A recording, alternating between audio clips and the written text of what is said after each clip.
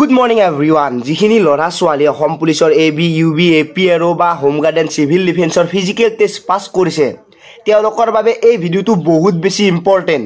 ভিডিওটোৰ আৰম্ভণিতে এটা কথা কওঁ, আপোনালোকে কাকো সৰু বুলি নাভাবিব, আপুনি কাকো আপোনাতকে কম জানে বুলি নাভাবিব, আজিকালি কম্পিটিশন নাই বুলি নাভাবিব, বা আপোনাতকে কোনোবাই কম জানি আপোনাক কৰবাত কিবা শেয়াৰ কৰিব বুলি আপুনি নাভাবিব। কি কাৰণে কৈছো ভিডিওটো শেষলৈকে চালে নিশ্চয় গম পাব। এতিয়া নিশ্চয় আপোনালোকে সকলোৱে অপেক্ষা কৰি আছে কেৱল ৰিটেন টেষ্টৰ বাবে। এই ৰিটেন টেষ্টটো ক'ত কম্পিটিশন হ'ব, কেনেকুৱা হ'ব, কিমান নাম্বাৰ লাগিব, সকলো ডিটেইলছ মই আপোনালোকক এই ভিডিওটোত সম্পূৰ্ণকৈ জনাম।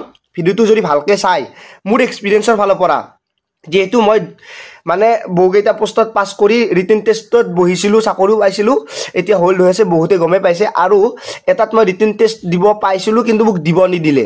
কিয় দিব নিদিলে সেইটো আৰু এটা কাহিনী আছে, সেইটো পিছত ক'ম। এতিয়া কথাটো হ'ল কি, আপোনালোকৰ তিনিটা ষ্টেপ ইয়াতে হ'ব। প্ৰথম ষ্টেপ হ'ব গ'ল মানে ফিজিকেল টেষ্ট, এইটো হৈ গ'ল। ছেকেণ্ডটো হ'ব ৰিটেন টেষ্ট, তাৰপিছত হ'ব ভাইবা। যিটো ফিজিকেল টেষ্ট হৈছে তাতে আপোনালোকৰ যিটো কাট অফ মাৰিব, তাতে 5 জনকে ল'ৰাক চাকৰিৰ কাৰণে মাতিব, মানে ৰিটেন টেষ্টৰ কাৰণে মাতিব। আৰু ৰিটেন টেষ্ট পাছ কৰাৰ পিছত কাট অফৰ ভিতৰত আহিলে আপুনি 2 জনকে ল'ৰা বা ছোৱালী আপোনালোক চিলেক্ট হ'ব ভাইবাৰ বাবে। সেই ভাইবাটোত আপোনালোকে নাম্বাৰ নাপালেও একো নহয়, কেনেকৈ কি হ'ব, কি কৰিলে হ'ব সেই কথাটো মই আপোনালোকক ক'ম।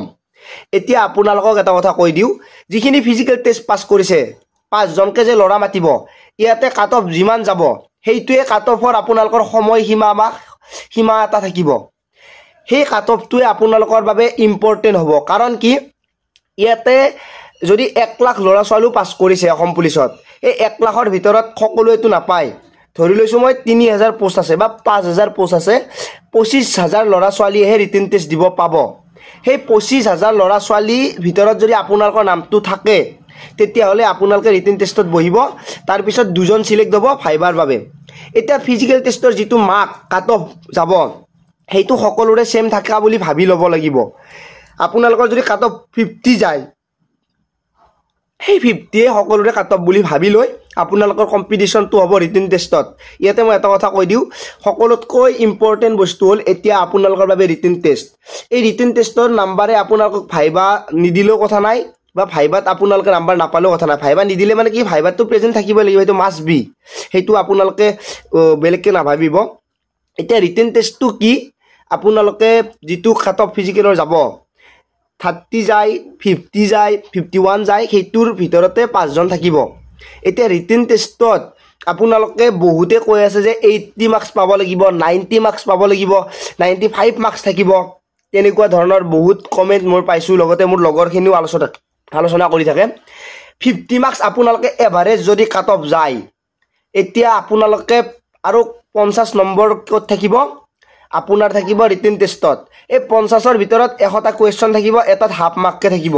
যি 100টা কুৱেশ্যন আছে, সেই 100টা কুৱেশ্যনৰ সকলোৱে 50টা কুৱেশ্যন আৰামছে পাৰিব, মানে 25 মাৰ্কছ সকলোৱে পাব। আৰু আপোনালোকৰ যিটো মানে অলপ ভালকৈ পঢ়া ল'ৰা ছোৱালী আছে তেওঁলোকে আৰু 10 মাৰ্কছ এড কৰিব পাৰিব, মানে 35 মাৰ্কছ আপোনালোকক লাগিবই।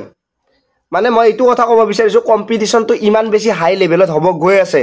আৰু যদি কোনোবাই কয় মই 90 মাৰ্কছ পাম টোটেল ফিজিকেল আৰু ৰিটেন টেষ্ট মিলাই, তেতিয়াহ'লে আপোনালোকে যে ভাইবাটোত বহিব যাব, ভাইবাটোত যদি আপোনালোকে এটেণ্ড হয়, মানে আপোনাৰ প্ৰেজেণ্ট হয়, তেতিয়া আপোনালোকে ভাইবাত কি নাম্বাৰ পাব সেইটো আপোনাৰ মেটাৰে নকৰিব। কিয় নকৰিব মই সেই কথাটো কৈ দিওঁ।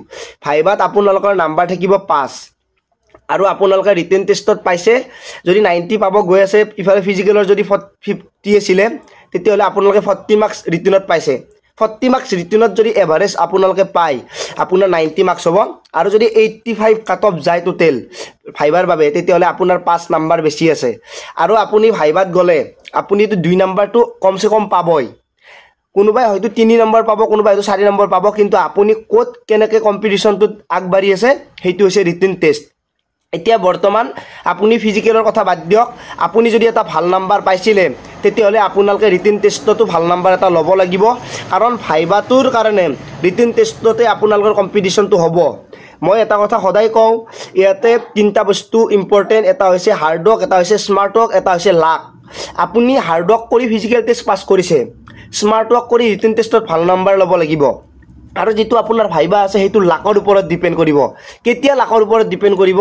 যেতিয়া আপোনালোকে স্মাৰ্ট ৱৰ্ক কৰি বহুখিনি ওপৰত থাকিব, তেতিয়া আপোনাৰ লাখে বহুতখিনি সহায় কৰিব।